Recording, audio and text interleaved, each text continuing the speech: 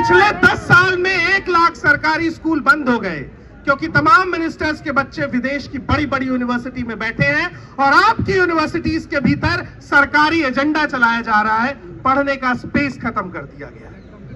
हम इतनी गर्मी में यहां अपनी खुशी से नहीं बैठे हैं। अगर प्रधान साहब इस्तीफा दे दें तो फिर हम किसी और मंत्री की फॉइल निकालने की कोशिश करेंगे। वो तमाम लोग जो ये सवाल पूछते हैं कि कॉकरोच जनता पार्टी का एजेंडा क्या केवल धर्मेंद्र प्रधान का इस्तीफा है, अरे पहले 1 विकेट तो गिरने दीजिए। क्रिकेट में भी 10 विकेट होती है।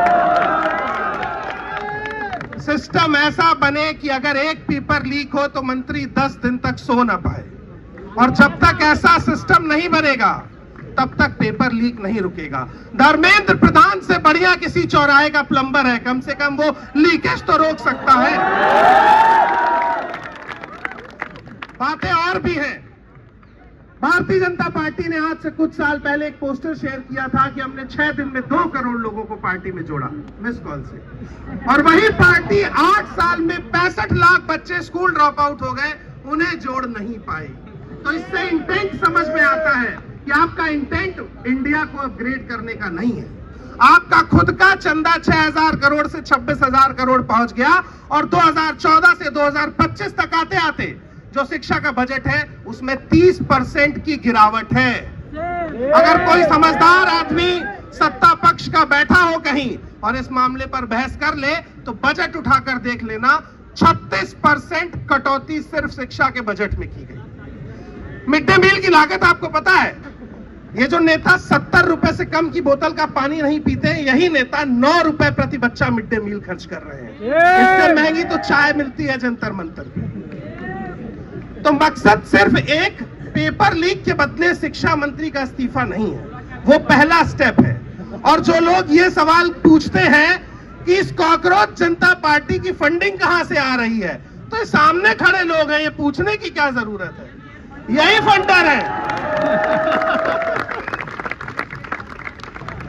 बहुत बड़े बड़े भाषण और बड़ी बड़ी बातें करने की आदत मेरी नहीं है।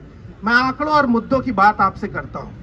आप सीधी बात समझिए, ये कमजोर लोग हैं। वो 4 दिन पहले बता रहे थे कि ये दहशतगर्दों की बी टीम है, और जिस एजुकेशन मिनिस्टर की वजह से 20 स्टूडेंट आत्महत्या कर ले, क्या वो हत्यारा नहीं है दोस्तों? और है दहशतगर्द क्योंकि हमसे सिस्टम के कमजोर लोग डरते हैं। वो लोग दहशत में हैं जो पेपर लीक रोक नहीं पाते हैं। दहशतगर्द यहाँ पर जमीन पे सो रहे हैं, लोगों को खाना खिला रहे हैं, शहीदों के लिए मोमबत्ती जला रहे हैं, क्रिएटिव पोस्टर्स लेकर आ रहे हैं, तिरंगा लहरा रहे हैं। इस देश में तो फिर सभी ऐसे लोग दहशतगर्द हैं। कुछ आखिरी बातें कह के जाऊंगा, ज्यादा वक्त नहीं लूंगा।